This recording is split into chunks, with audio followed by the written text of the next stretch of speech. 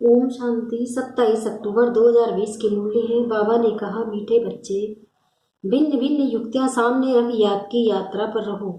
इस पुरानी दुनिया को भूल अपने स्वीट होम और नई दुनिया को याद करो। स्वीट होम मतलब परम धाम, शांति धाम को, और नई दुनिया को याद करो। प्रश्न है, कौन सी एक्ट अथवा पुरुषार्थ अभी ही चलता है, सारे कल्प में नहीं? उत्तर है, याद की यात्रा में रह आत्मा को पावन बनाने का पुरुषार्थ, सारी दुनिया को पतित से पावन बनाने की एक्ट सारे कल्प में सिर्फ इसी संगम पर चलती है।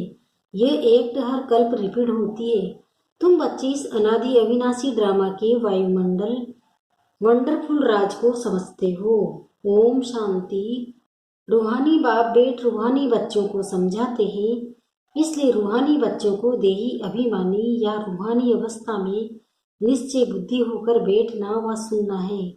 बाप ने समझाया है, आत्मा ही सुनती है इन आर्गन्स के द्वारा। ये पक्का याद करते रहो। सदगति और दुर्गति का ये चक्र तो हर एक की बुद्धि में रहना ही चाहिए, जिसमें ज्ञान और भक्ति सब आ जाती है। चलते फिरते बुद्धि में यह रहे, ज्ञान और भक्ति, सुख और दुख, दिन और रात का खेल कैसे चलता है। हम 84 का पाठ बजाते हैं। बाप को याद करो तो बच्चों को भी याद में रहने का पुरुषार्थ कराते हैं। इससे तुम्हारे विकर्म भी विनाश होते हैं और तुम राज्य भी पाते हो। जानते हो, ये पुरानी दुनिया तो अब खलास होनी है। जैसे कोई पुराना मकान होता है और नया बनाते हैं तो अंदर भी निश्चय रहता है, अभी हम नए मकान में जाएंगे। फिर मकान बनने में कभी 2 वर्ष लग जाते हैं। जैसे नई दिल्ली में गवर्नमेंट हाउस आदि बनते हैं तो जरूर गवर्नमेंट कहेगी हम ट्रांसफर हो नई दुनिया में जाएंगे।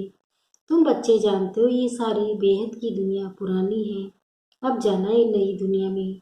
बाबा युक्तियां बताते हैं, ऐसी ऐसी युक्तियों से बुद्धि बुद्धि को याद की यात्रा में लगाना। हमको अब घर जाना है, इसलिए स्वीट होम को याद करना है, जिसके लिए मनुष्य माथा मारते हैं। ये भी मीठे मीठे बच्चों को समझाया है कि ये दुख धाम अब खत्म होना है। बल तुम यहाँ रह पड़े हो, परंतु ये पुरानी दुनिया पसंद नहीं है। हमको भी नई दुनिया में जाना है। बल चित्र आगे आदि कोई भी न हो तो भी तुम समझते हो हम पुरानी दुनिया का अंत है। अब हम नई दुनिया में जाएंगे। भक्ति मार्ग के तो कितने ढेर चित्र हैं, उनकी भेंट में तुम्हारे तो बहुत थोड़े हैं। तुम्हारे ये ज्ञान मार्ग के चित्र हैं और सभी भक्ति मार्ग के चित्रों पर ही सारी भक्ति होती है। अब तुम्हारे तो है रियल चित्र, इसलिए तुम समझा सकते हो रॉन्ग क्या है, राइट क्या है। बाबा को कहा ही जाता है नॉलेजफुल। तुमको ये नॉलेज है, तुम जानते हो हमने सारे कल्प में कितने जन्म लिए हैं, ये चक्र कैसे फिरता है। तुमको निरंतर बाप की याद और इस नॉलेज में रहना है। बाप तुमको सारे रचता और रचना की नॉलेज देते हैं, जो बाप की ही याद रहती है।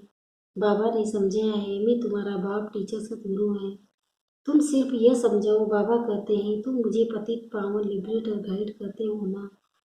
कहाँ का गाइड? शांति धाम मुक्ति धाम का। वहां तक बाप ले जाकर छोड़ेंगे। बच्चों को पढ़ाकर सिखलाकर गुलगुल बनाकर घर ले जाए छोड़ेंगे।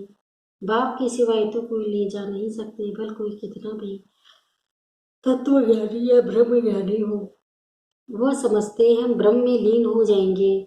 तुम्हारी बुद्धि में है कि शांति धाम तो हमारा घर है, वहां जाकर फिर नई दुनिया में हम पहले पहले आएंगे। ये सब बाद में आने वाले हैं। तुम जानते हो, वैसे सब धर्म नंबरवार आते हैं। सत्य त्रेता में किसी का राज्य है, उन्हों का धर्म शास्त्र क्या है? सूर्यवंशी चंद्रवंशी का तो एक ही शास्त्र है, परंतु वह गीता कोई रियल नहीं है। तुमको क्योंकि तुमको जो ज्ञान मिलता है वो तो यहाँ ही खत्म हो जाता है, वहाँ कोई शास्त्र नहीं। द्वापर से जो धर्म आते हैं उन्हों के शास्त्र काहे में चले आ रहे हैं अब तक। फिर एक धर्म की स्थापना होती है तो बाकी सब विनाश हो जाने हैं। कहते रहते हैं एक राज्य एक धर्म एक भाषा एक मत हो, वह तो एक द्वारा ही स्थापन हो सकता है। तुम बच्चों की बुद्धि में सत्युग से लेकर कलयुग अंत तक सारा ज्ञान है। बाप कहते हैं अब पावन बनने के लिए पुरुषार्थ करो। आधा कल्प लगा है तुमको पतित से पतित बनने में, वास्तव में सारा कल्प ही गए। यह याद की यात्रा तो तुम अभी ही सीखते हो। वहाँ यह नहीं, देवताएं पतित से पावन होने का पुरुषार्थ नहीं करते, वह पहले राजयोग सीख यहाँ से पावन हो जाते हैं, उसको कहा जाता है सुखधाम। तुम जानते हो सारे कल्प में सिर्फ अब ही हम याद की यात्रा का पुरुषार्थ करते हैं, फिर यही पुरुषार्थ था जो एक चलती है पतित दुनिया को पावन बनाने लिए। फिर कल्प बाद रिपीट होगी, चक्र तो जरूर लगाएंगे ना। तुम्हारी बुद्धि में यह सब बातें हैं कि ये नाटक है, सभी आत्माएं पाठधारी हैं जिनमें अविनाशी पाठ भरा हुआ है, जैसे वह ड्रामा चलता रहता है परंतु ये फिल्म घिस कर पुरानी हो जाती है। यह है अविनाशी। वह भी वंडर है, कितनी छोटी आत्माओं में सारा पाठ भरा हुआ है। बाप तुम्हें कितनी गूढ़ गूढ़ महीन बातें समझाते हैं, अभी कोई भी सुनते हैं तो कहते हैं ये तो बड़ी वंडरफुल बातें समझाते हो। आत्मा क्या है वो अभी समझा है। शरीर को तो सब समझते हैं, डॉक्टर लोग तो मनुष्य के हार्ट को भी निकाल कर बाहर रखते हैं फिर डाल देते हैं, परंतु आत्मा का किसी को पता नहीं है। आत्मा पति से पावन कैसे बनती है ये भी कोई नहीं जानता।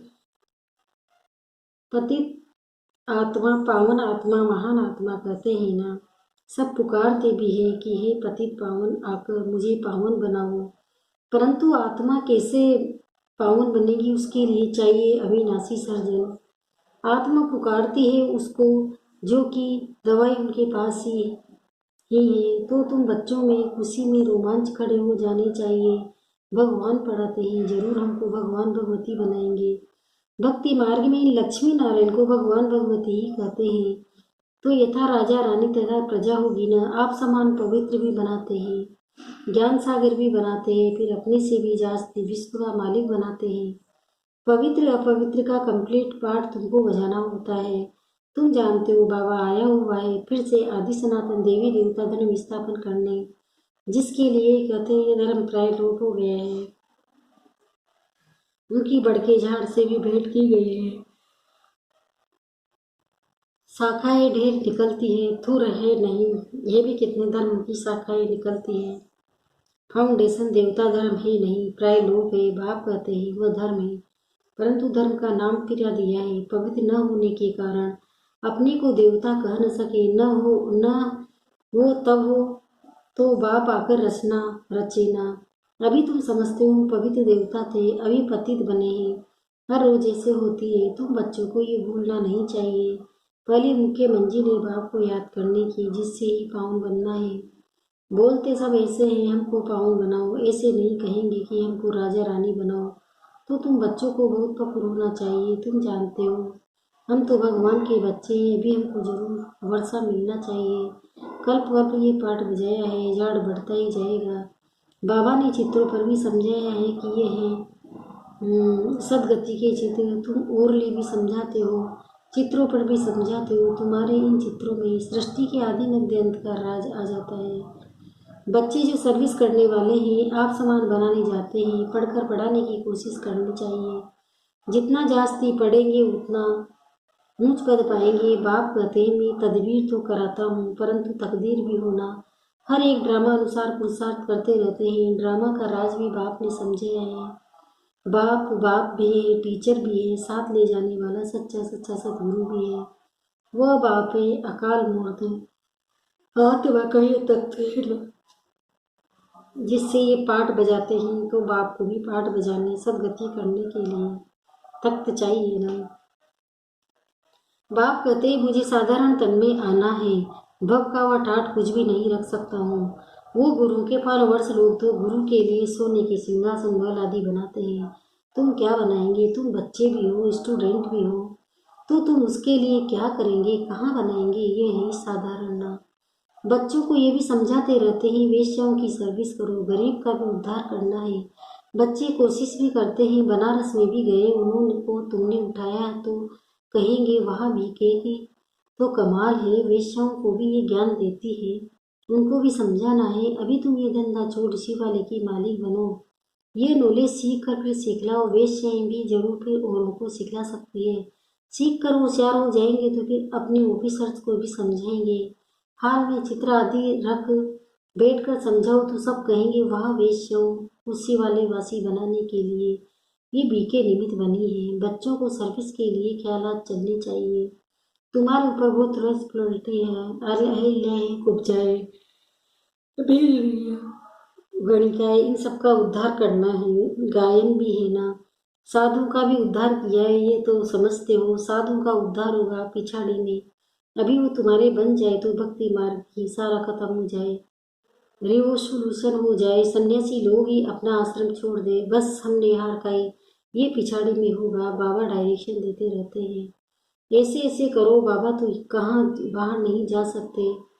बाप कहेंगे बच्चों से बाहर जाकर सीखो, समझाने की युक्तियां तो सब बच्चों को बताते रहते हैं। ऐसा कार्य करके दिखाओ जो मनुष्य के मुख से वाह वाह निकले। गायन भी है, शक्तियों में ज्ञान बाण भगवान ने भरे थे, वही ज्ञान बाण तुम जानते हो। ये ज्ञान बाण तुमको इस दुनिया से उस दुनिया में ले जाते हैं जो तुम शास्त्रों को बहुत विशाल बुद्धि बनना है। एक जगह भी तुम्हारा नाम हुआ, गवर्नमेंट को मालूम पड़ा तो फिर बहुत प्रभाव निकलेगा। एक जगह से ही कोई अच्छे 5-7 ऑफिसर निकले तो ये अखबारों में डालने लग पड़ेंगे, कहेंगे ये बीके वेश्याओं से भी वही धंधा छुड़ाए शिवाजी का मालिक बनाती है, बहुत वाह निकलेगी। धन आदि सब वो ले जाएंगे, तुम धन क्या करेंगे? तुम बड़े बड़े सेंटर्स खोलेंगे, पैसे से चित्र आदि बनाने होते हैं। मनुष्य देखकर बड़ा वंडर खाएंगे, कहेंगे पहले पहले तो तुमको प्राइज देनी चाहिए। गवर्नमेंट हाउस में भी तुम्हारे चित्र ले जाएंगे, इन पर बहुत आशिक होंगे, दिल में चाह न होनी चाहिए। मनुष्य से देवता कैसे बनाए ये तो जानते हो, जिन्होंने कल्प पहले लिया है वही लेंगे। इतना धन आदि सब छोड़ दें, मेहनत है। बाबा ने बताया हमारा नाम हमारा अपना घर गांठ मित्र संबंधी आदि कुछ नहीं है, हमको क्या याद पड़ेगा सिवाय बाप के, और कुछ बच्चों के कुछ है नहीं, सब कुछ एक्सचेंज कर दिया, बाकी बुद्धि कहाँ जाएगी? बाबा को रख दिया है, जैसे तुम वैसे हम पढ़ रहे हैं, सिर्फ रथ बाबा को लोन पर दिया है। तुम जानते हो हम पुरुषार्थ कर रहे हैं सूर्यवंशी घराने में पहले पहले आने के लिए। ये है नर से नारायण बनने की कथा। तीसरा नेत्र आत्मा को मिलता है, हम आत्मा पढ़कर नॉलेज सुन देवता बन रहे हैं, फिर 100 राजाओं का राजा बनेंगे। शिव बाबा कहते हैं मैं तुमको डबल सिर ताज बनाता हूँ। तुम्हारी अभी कितनी बुद्धि खुल गई है। ड्रामा अनुसार कल पहले मुआफिक, अब याद की यात्रा में भी रहना है, सृष्टि चक्र को भी याद करना है, पुरानी दुनिया को बुद्धि से भूलना है। अच्छा, मीठे मीठे सिकिंदे बच्चों प्रति माता पिता बाप दादा का याद प्यार और गुड मॉर्निंग। रूहानी बाप की रूहानी बच्चों को नमस्ते। हम रूहानी बच्चों की भी रूहानी माता पिता बाप दादा को याद प्यार गुड मॉर्निंग, नमस्ते नमस्ते नमस्ते। शुक्रिया बाबा, शुक्रिया आपका पद्मा पदम, शुक्रिया। धारणा के लिए मुख्य सार है, पहला है बुद्धि मेरे, अब हमारे लिए नई स्थापना हो रही है। यह दुखी पुरानी दुनिया खत्म हुई की हुई, ये दुनिया बिल्कुल पसंद नहीं आनी चाहिए। दूसरा है जैसे बाबा ने अपना सब कुछ एक्सचेंज कर दिया तो बुद्धि कहाँ जाती नहीं है, ऐसे फालूफादर करना है। दिल में बस यही चाह न रहे कि हम मनुष्य को देवता बनाने की सेवा करें, इस वैशाल्य को शिवालय बनाए। वरदान मुरली के साथ द्वारा माया को सरेंडर कराने वाले मास्टर मुरलीधर भव। अब इसका विस्तार बता रहे हैं बाबा। मुरलियाँ तो बहुत सुनी है, अब ऐसे मुरलीधर बनो जो माया मुरली के आगे न्योछावर सरेंडर हो जाए। मुरली के राज का साज अगर सदैव बजाते रहो तो माया सदा के लिए सरेंडर हो जाएगी।